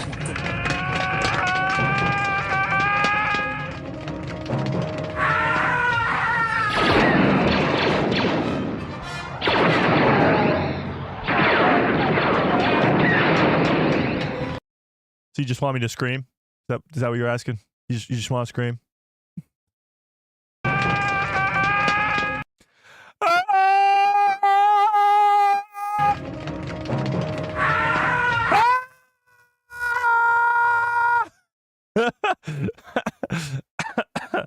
I appreciate it, 50 Thunder. I really, really do. Thanks for distracting me. God! Where was I? Okay. But I appreciate it. I really, really do. Super chats, memberships keep the lights on over here, which we are clearly struggling with today. But I appreciate it. Yeah, so let me get back on topic here. So Marvel and Star Wars are having issues, so to speak. Marvel more than Star Wars, but even still. The last two projects for Star Wars, The Acolyte and Skeleton Crew, were met with the lowest viewer numbers that we've ever seen other than Andor. And Andor is having a follow-up season for the next project. So a lot is riding on this show, but let's keep reading the article, shall we? Andor remains a bright spot in the franchise, one that has genuine anticipation built in, because it's the second season, that many of the other projects didn't, because they were first seasons and, of course, their own sort of story. There are plenty of Star Wars fans who will check out pretty much anything that the franchise has to offer, myself and probably many of you guys. However, it is hard to get too excited about many of their in-development properties, especially since very little is known about them. That's kind of true, and that was the case with Skeleton Crew as well.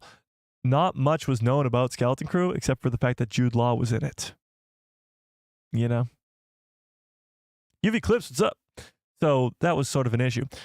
Going on, Andor's first season wasn't a surefire success either.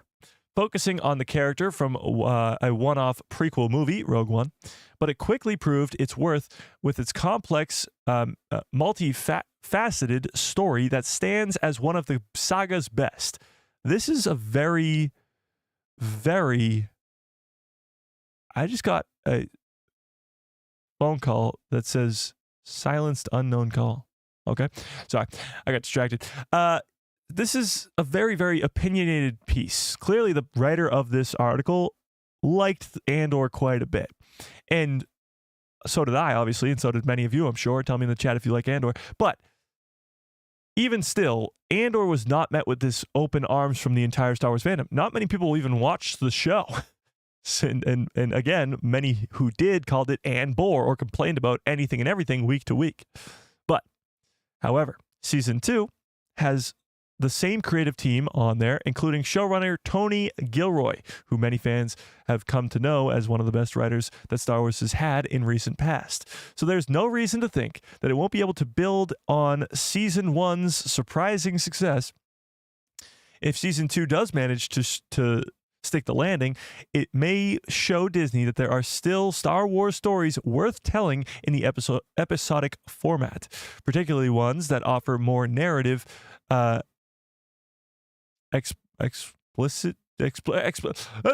English chat. English. Okay. So here's the deal. Yes, there is no more Star Wars projects live action wise after Andor Season 2 and Ahsoka Season 2. But Star Wars Celebration is going to announce, hopefully, at least 2 or 3 live action Star Wars shows. And I think Disney, sorry. What did I just do? Are we still live? Chat? What did I just press? Are we good here? Chat?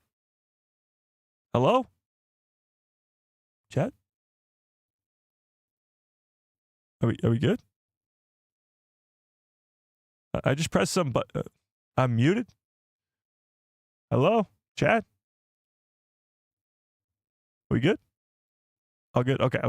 So I don't know what I just pressed, but it did a weird thing. Okay, that was weird. Sorry. Okay. And now I completely lost my train of thought. What were we just talking about? Oh, Andor Season 2. Yeah, I don't know what happened. I don't know what happened, chat. I pressed something, it popped up on my screen. I thought we exploded. Okay. Sorry. Andor Season 2 does have a lot riding on it.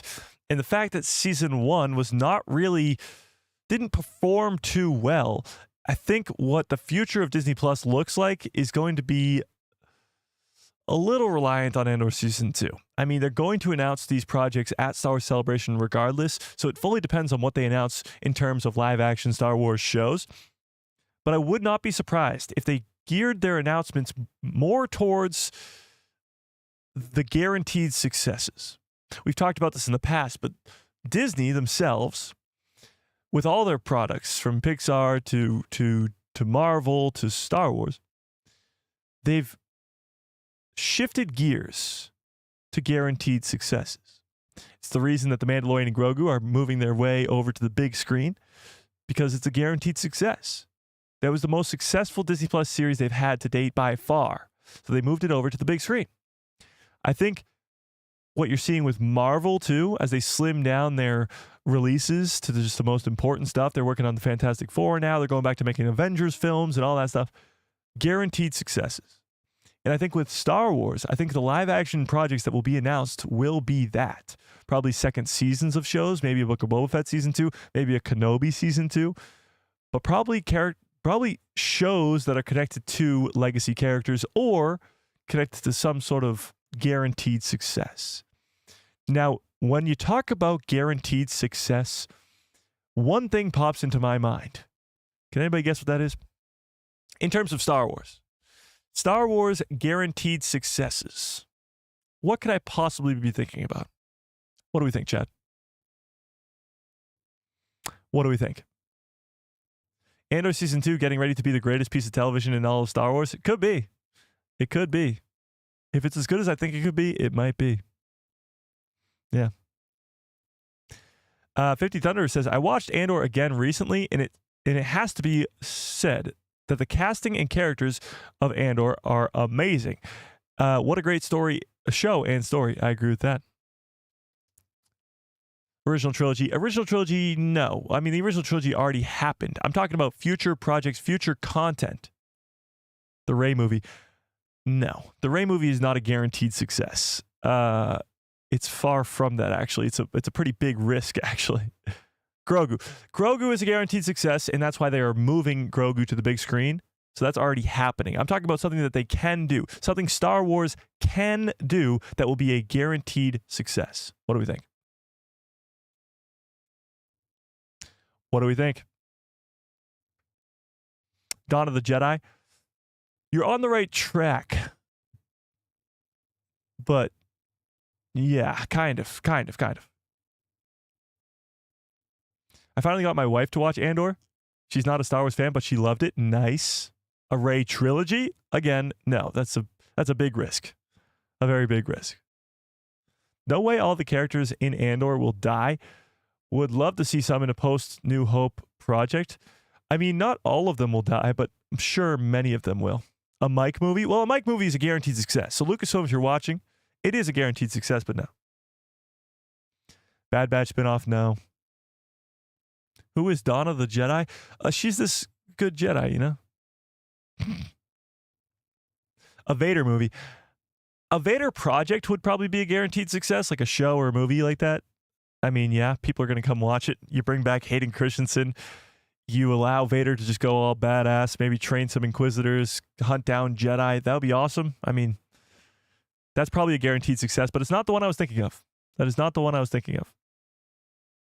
It's an entire era, and that era is known as the Old Republic. When you look at the Star Wars timeline, there is a 25,000 year, or 24,000 year, I guess, gap at the beginning of it. And that is dubbed the Old Republic. That is a guaranteed success. A gold mine that they are sitting on top of, that they have yet to even start to discover. It's like, you know those pyramids from the Mayans or the Incas, one of the two, in Central America that were recently found, like over the last whatever amount of years. They were fully buried underground, but there were these pyramids that were sort of, they found them using some sort of scanning technology underground. Like, that is the Old Republic right now. We are looking at the surface of the ground. We are looking at grass fields. But under the grass fields is this crazy cool pyramid with gold or maybe valuables in it, who knows, called the Old Republic. We have this enormous guaranteed success of an entire 20,000 plus year era with characters that fans already know and love, with stories that fans already know and love. It's guaranteed success to the max. When you look at the MCU, you have stories from the comics. You have characters like Thanos and the Infinity Gauntlet, and that is, I guess, in theory, if you've done correctly, a guaranteed success. You have Doctor Doom coming in the Fantastic Four, and that is a very, very popular run of comics. Guaranteed success. The X-Men, they haven't even tapped into the X-Men yet. Guaranteed success. with Star Wars, that is the Old Republic. Because you have all those characters that fans already know and love. You have this era that is untapped potential. And it's a guaranteed success. I mean, yes, it's not guaranteed that it will be done correctly, but it's guaranteed that people are going to come watch it. Whatever the first project in the Old Republic is, it will be guaranteed to be viewed by the people. Because the people who want to see the Old Republic, who love the Old Republic, are going to go see it. And if done correctly, it's a guaranteed success. Yeah. LiDAR scanning, that's what it's called, yeah. Anybody in the chat watch Star Wars fan films? I've seen a few, but not really, no. Yeah. Yeah, I mean, they have so much to explore in terms of the Old Republic, absolutely.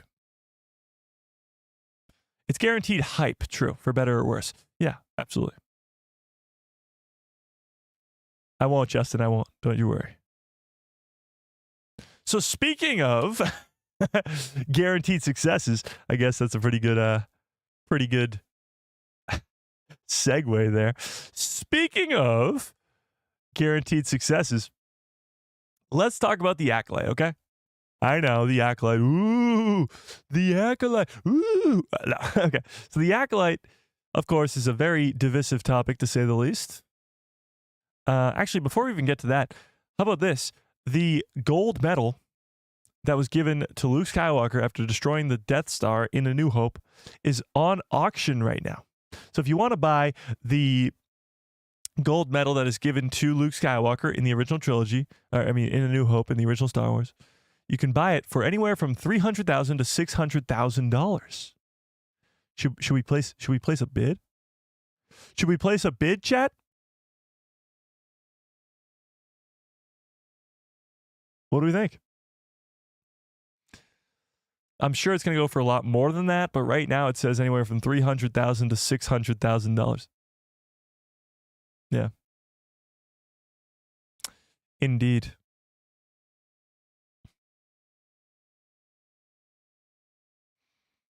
Yeah.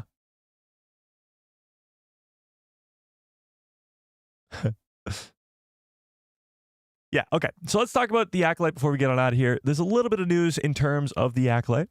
It did just win an award recently.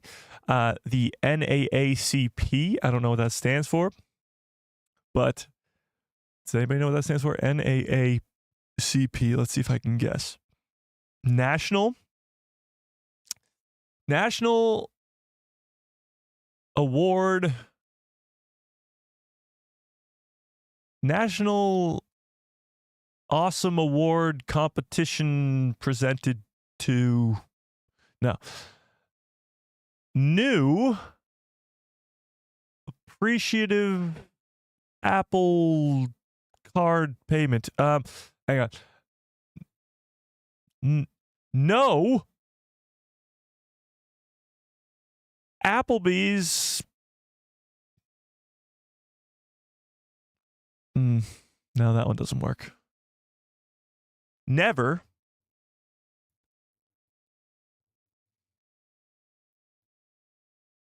attempt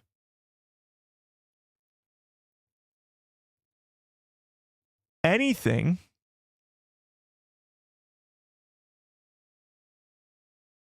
corrupt, period. There it is. Never attempt anything corrupt, period. So they won the award for never attempt anything corrupt, period. The Image Award awards win for outstanding original score for a television or motion picture, sorry. So it won for the score of the show. Now, I've seen The Acolyte, of course, multiple times. I've actually not rewatched it in a while. I might have to go rewatch it soon. But the score from the show, from what I recall, is really, really good. As is with Star Wars, it's a very hard thing to accomplish, and that is to have a good score. You're fighting up against one of the greatest composer of all time, John Williams, as he created the original soundtrack for all 9 movies of Star Wars. But since then, you've had some incredible scores. I mean, The Mandalorian, Ludwig, did an incredible job with that. You have the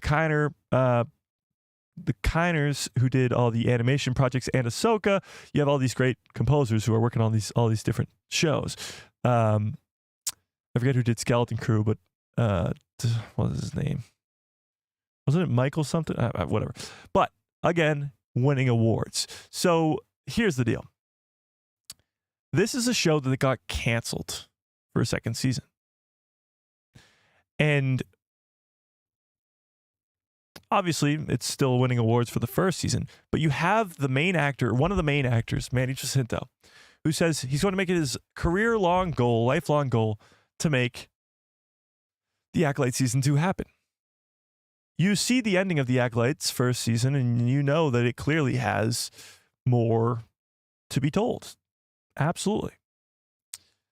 And some fans, myself included, really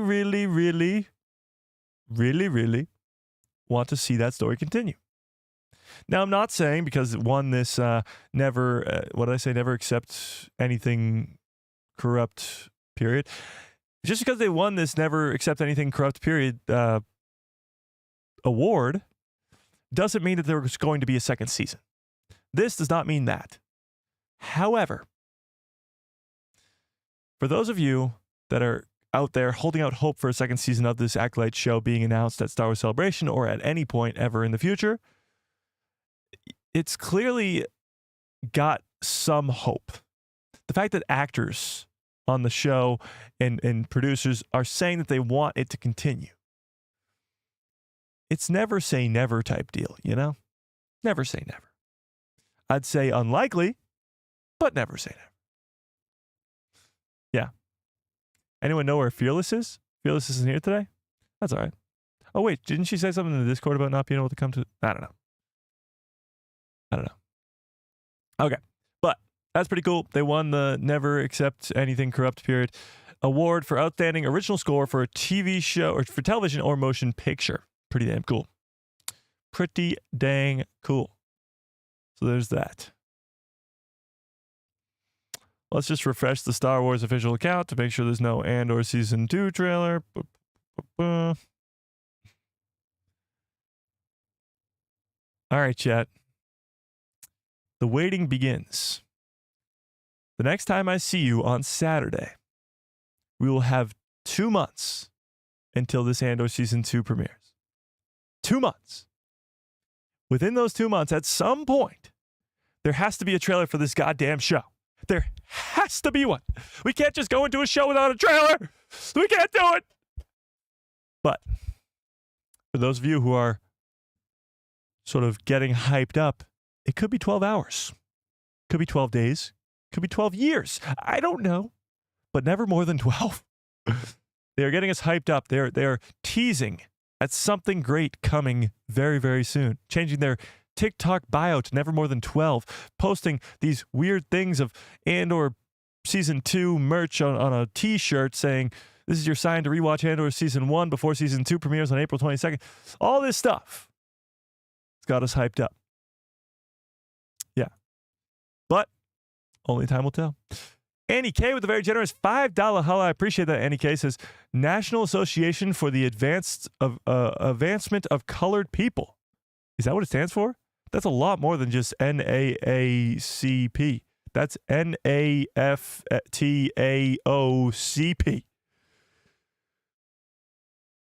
Yeah. Thanks, Annie K. I appreciate that quite a bit.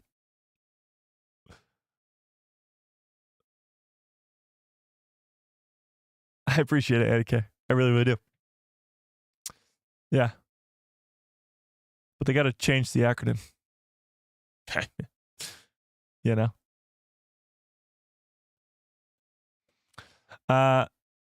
50 Thunder says, would be more excited for a second season of Skeleton Crew than a second season of The Acolyte. No, I wouldn't. I'd be far more excited for Acolyte Season 2 than Skeleton Crew. Skeleton Crew had a good ending. That's the thing. I want to see those characters, of course, move forward. I think the kids especially have a future in the Star Wars franchise that is probably very bright. Same with Jude Law's character. Not so much, really, but he is a Force user. He is a pirate. He's still badass. But with the Acolyte, what they set up for a second season is insane. And I just love those characters so much that I want to see more of them. You know? You know? There you go. Yeah, both shows are great, don't get me wrong. But I think The Acolyte deserves a second season more. Do I think The Acolyte's a better show than Skeleton Crew? Maybe. I don't know. It's tough because I don't know.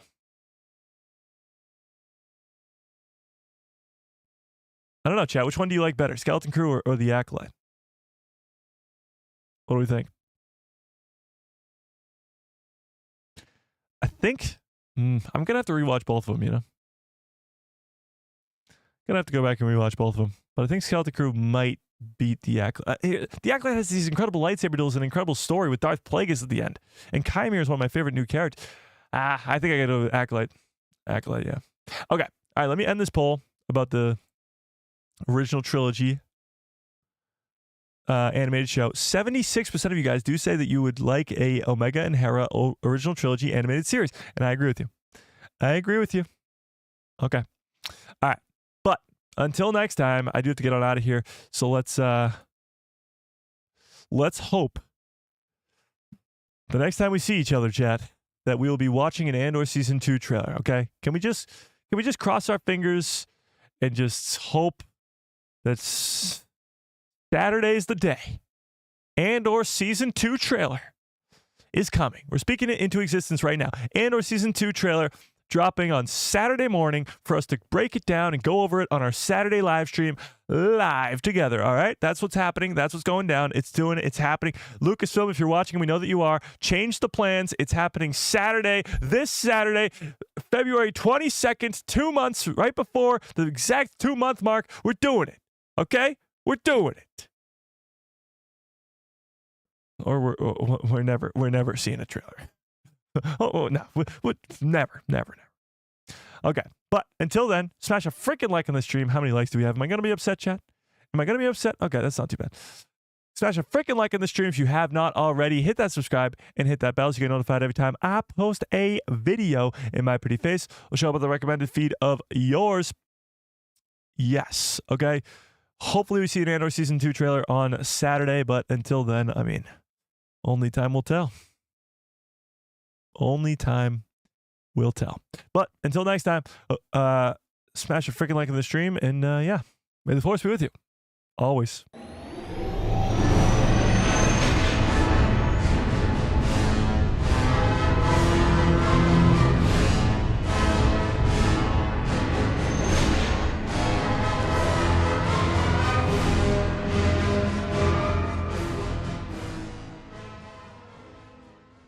Oh, yeah. What a great stream. What a great show. You guys are the absolute best. I appreciate you all so much more than you will ever know. This was quite the fun stream, if I do say so myself. Anakin Skywalker in Ahsoka Season 2. I think so.